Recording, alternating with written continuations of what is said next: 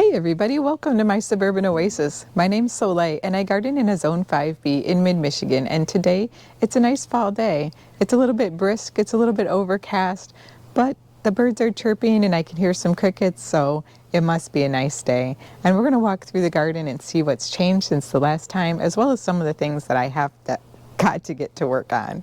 All right, let's take a look.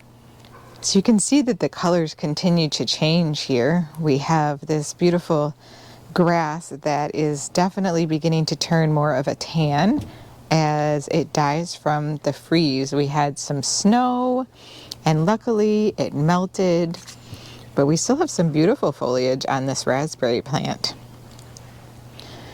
I was not quite ready for snow. It just happened to fall on Halloween. And over here we have some really good news in terms of these yews are doing quite well. These are the Stonehenge yews, and these only grow about 1 foot to 2 feet wide and then 6 to 8 feet tall.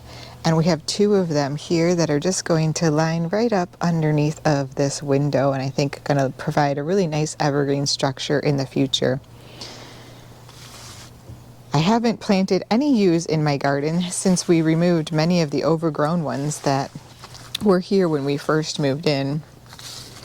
And you can see our fig definitely got hit by that freezing temperature, and it is going to defoliate very soon.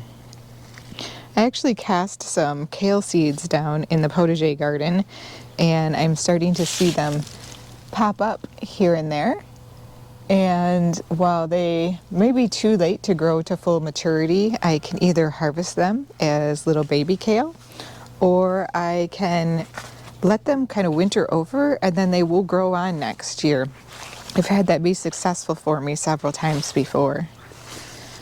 Our snapdragons are looking pretty good over here. I haven't seen any blooms yet, but there's definitely some buds on them, so I'm hoping that we get something beautiful out of them before it completely freezes, because I think we have a few more weeks of decent weather that we should get in November. Well, all of the leaves have fallen now off of this really, really large tree, which is fantastic because now we can begin to get after the chore of getting the leaves cleaned up throughout the garden.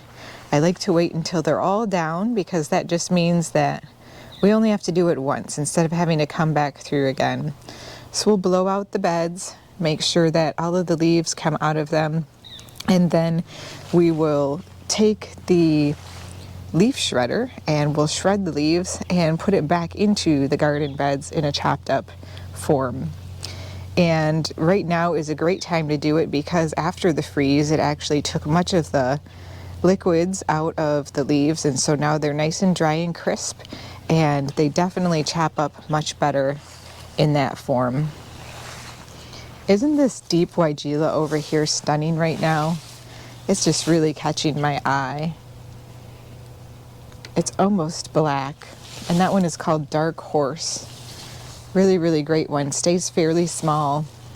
And you can see over here that this foliage on the Deutzia is almost completely black as well. And I am so glad that we came through and trimmed back those hibiscus in the half moon garden over here, because just look at the Tien Shan 7 sunflowers. These shrubs are looking gorgeous still, hanging on even in this really cool weather. Haven't lost their foliage yet. The beautiful bracts are so colorful, and they are just shining and look lovely when I look out my window.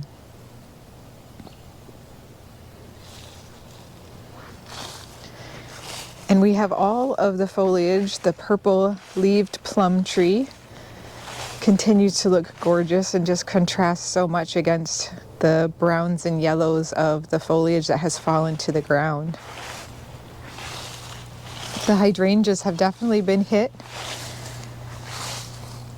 These smooth hydrangeas have gone over to brown now, and I will leave them on for a while. Now that they have the plant supports, I want to see how they do through the winter with the plant supports. If worst comes to worst, they may snap where the plant support is holding them up, but we'll see.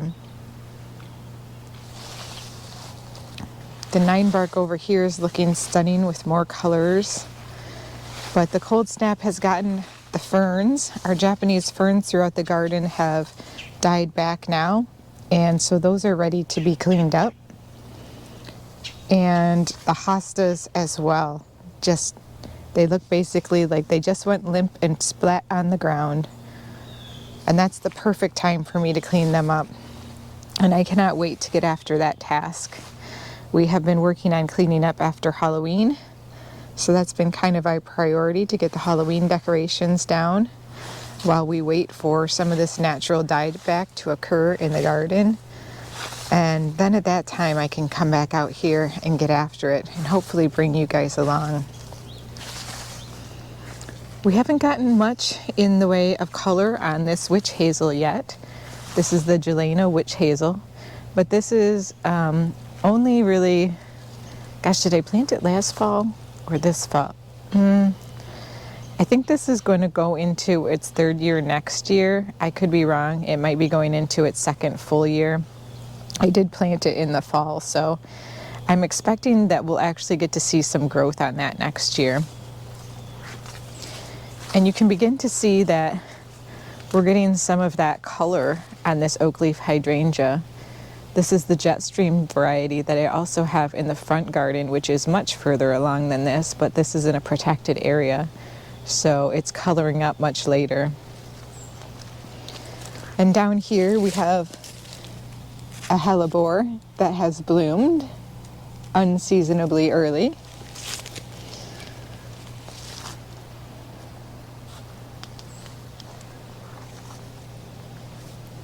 The Pinky Winky has changed to brown now.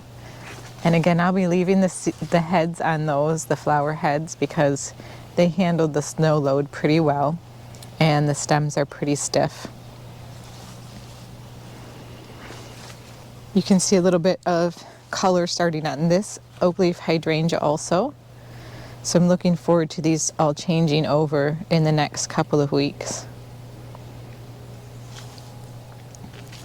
The Macrophylla hydrangeas really got hit with the freeze. You can see this one here is, it's one of the endless summer varieties. I'm blanking on the name right now, but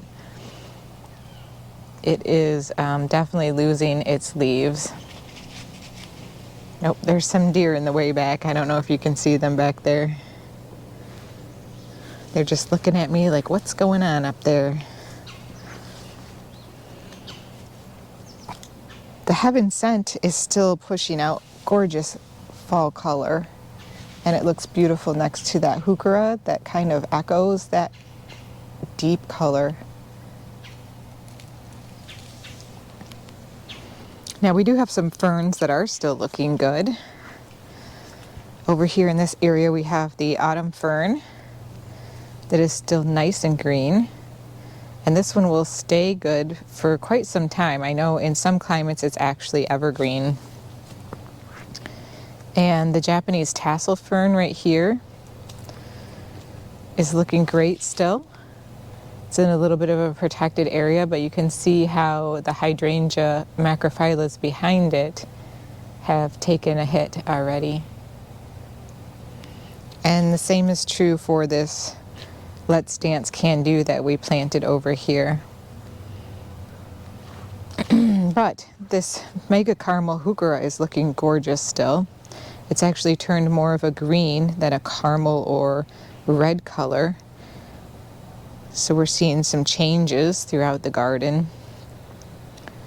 And then we have some beautiful golds and burgundies in this space. And these hostas are fully ready for cleanup also.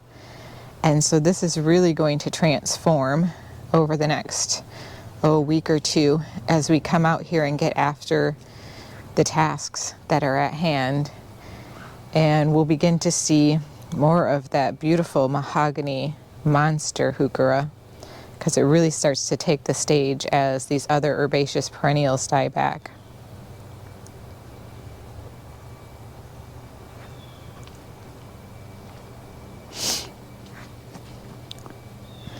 Also in this garden bed, something that is stunning right now is the Mount Airy Fothergilla. Just look at the color on that.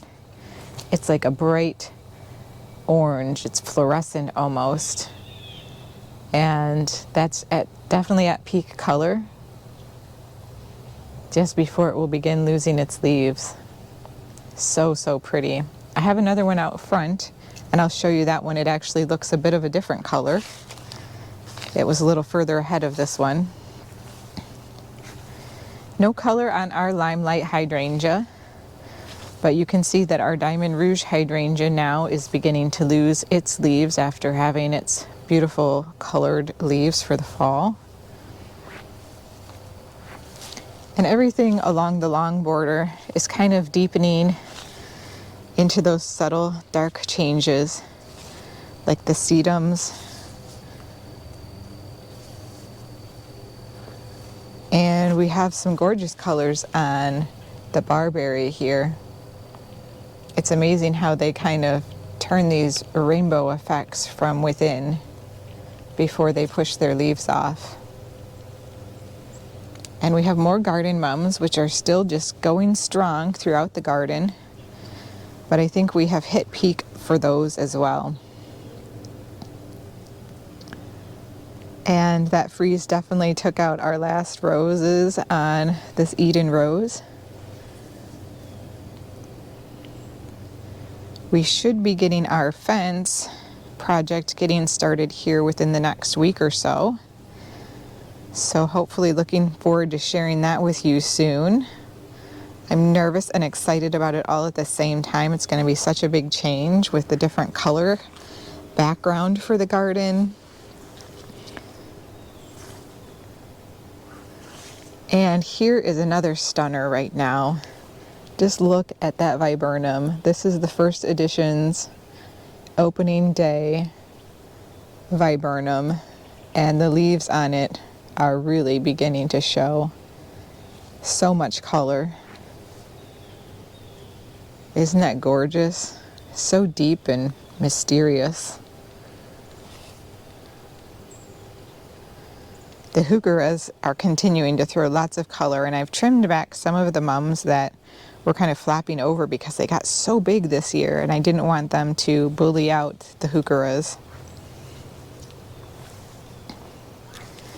And over here, we have an amazing contrast between heuchera, false mop head cypress, and the browns of the hydrangea blooms that are spent.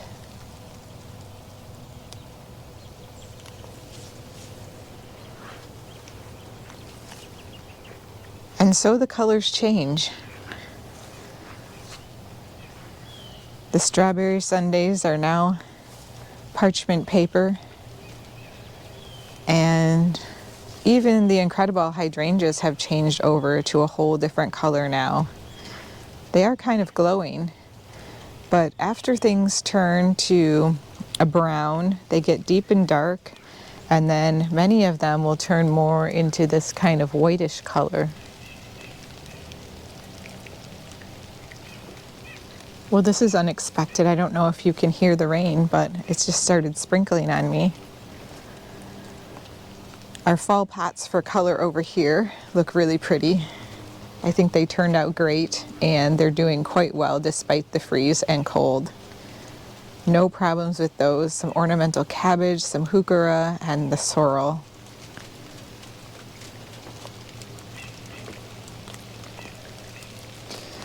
And our fall plantings in the urns over here on the entrance to the pool, those still look good. I love the blue that the dinosaur kale brings to the pot, along with, I think it's broccoli that we planted. And then the plumes have begun to really open. I think that's beautiful.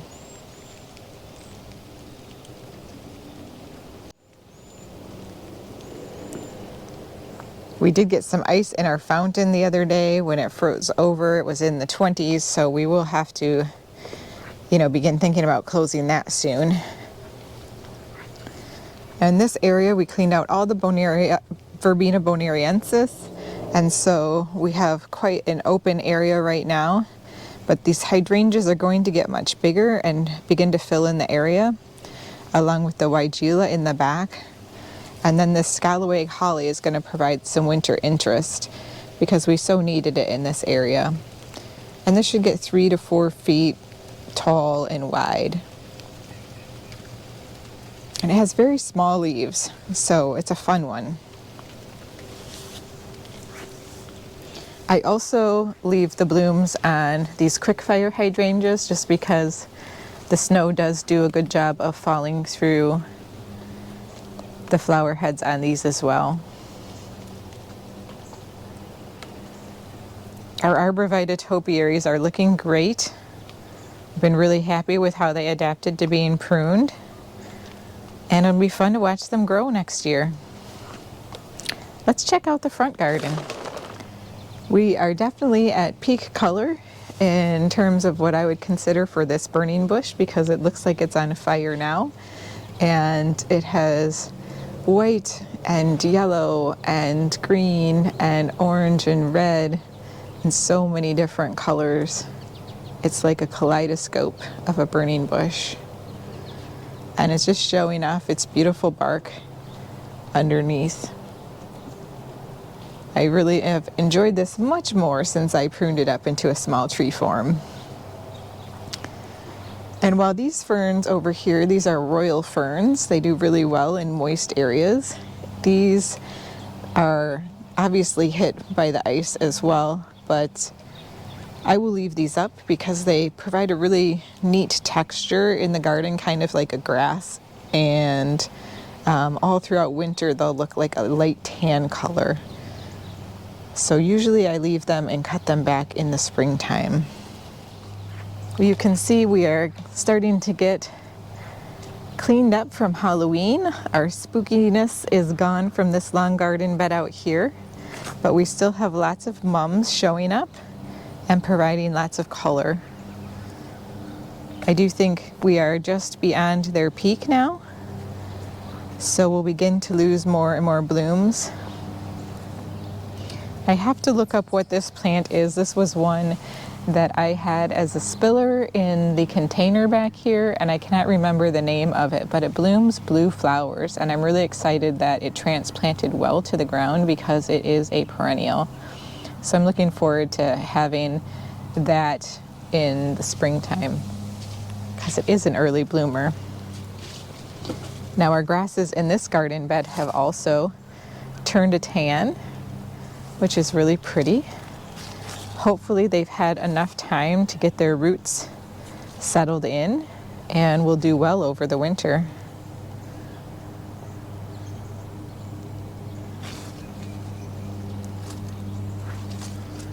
Everything's really going to begin filling in these garden beds soon. Sometimes it takes a little bit of patience and a little bit of waiting, but it's well worth it. And here we have some of the crab apples that now you can see very clearly because they've deepened in color and all of the leaves have fallen off. And we have some gorgeous seed heads over here on this Rudbeckia. These make wonderful little dried seed heads for arrangements and such if you like doing that. That's the little gold star Rudbeckia. And this mum is still going strong. This one just started blooming a couple weeks ago. Now we are beginning to lose some of the foliage on the elderberry, but I'm really excited to have this juniper be so big this year for the winter time because it's really going to be a stunning thing to look at when it's just white outside. We had planted some Angelina sedum back here as well, and that's really starting to take off. Just kind of tucked it in around here. Not this year, but last year. And it's finally starting to kind of creep and crawl. So that will be nice as a ground cover, I think, throughout this garden bed. And the rose hips are beginning to fade and go over into brown now as well. The front garden bed has some beautiful color left in it. I have to tell you, we had a wonderful Halloween, you guys. We have like a couple hundred kids come through and adults in our haunted house, and I got to be a vampire, and we had friends helping with us. It's just a lot to clean up, so we are a little bit behind in some of the other things that are going on right now. So thanks for your patience while we get this video out to you. We're losing some of the leaves now on the autumn joy sedums as they turn over, and they will turn a nice brown across the top, but they will stay standing nice and strong. And we're still seeing some wonderful color on the Jetstream hydrangea. And that one should get, I believe, 6 to 8 feet tall and wide, if I recall correctly. So it's eventually going to really fill in this space and provide just a wall of fall color. And can you believe how dark these orange rocket barberries got? The cold weather really has changed what flowers and leaves look like. We've lost most of our leaves off of the weeping cherry, and underneath of it, the Japanese painted ferns have also been hit by the frost, so those need to be cleaned up soon. And this will be a nice little project area to get at with the hostas that have withered. And you can see just how much less material that will be for me to have to clean up and put into a compost bin than if I had clipped them when they were still green. And that's just my method. No method is the right way. It's just what works best for you. So I like to share what works for me. And if you guys have ways that works really good for you, please feel free to share those in the comments so others can get different ideas about what might be their preferred way. And now, even though the bobos are not pink, they sure do contrast pretty with these mums, and even with the boxwood still. Just a beautiful fall scene.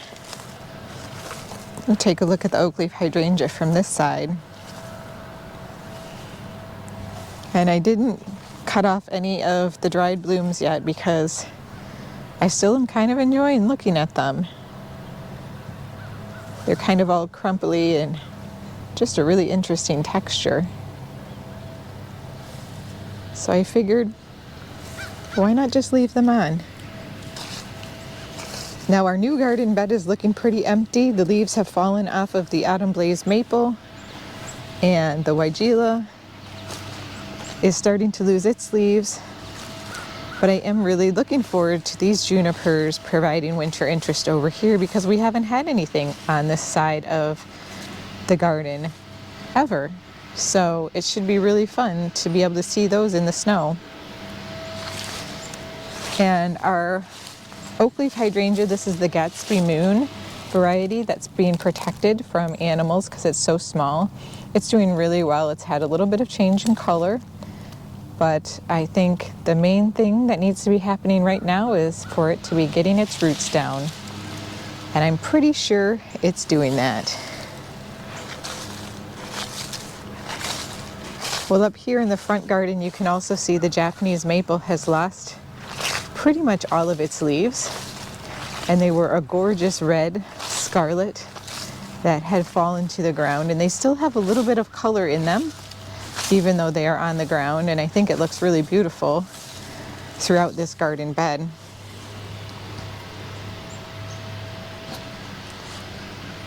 The hostas in this garden bed are almost ready for cleanup, not quite the way the ones are in the back, because this is the north side of the house, so it gets a little less of the cold incoming wind and a little bit more protection.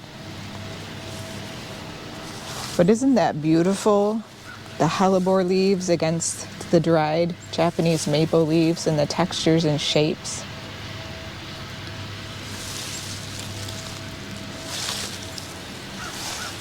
So far our Pieris has done well. I'm hoping it overwinters well. We just planted that this summer. So I'm really looking forward to having a little bit more height in this garden bed for that evergreen interest, because we do have some evergreen interest at the end here with this Japanese sky pencil holly, but it is growing really, really slow. They are not fast growers, so it just grows like maybe 4 inches a year, something like that. Hopefully, as it gets larger, it will grow a little bit faster. But I don't want to skip over this because this is the other Mount Airy Fothergilla, so you can see why I selected this as another plant that I wanted to have out front for fall color, because it's just so stunning. Fluorescent yellow, bright chartreuse, all the colors of the rainbow.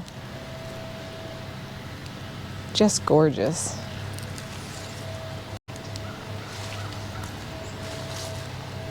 You can see we have some flags back here.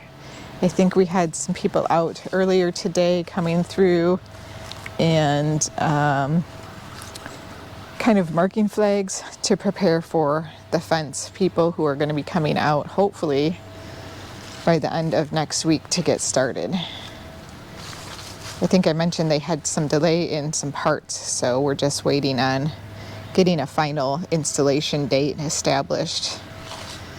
This area looks completely different now that the leaves are starting to die back. You can tell where we're going to have more height hopefully next year, and much more differentiation in this border of things that are taller and shorter as their final heights.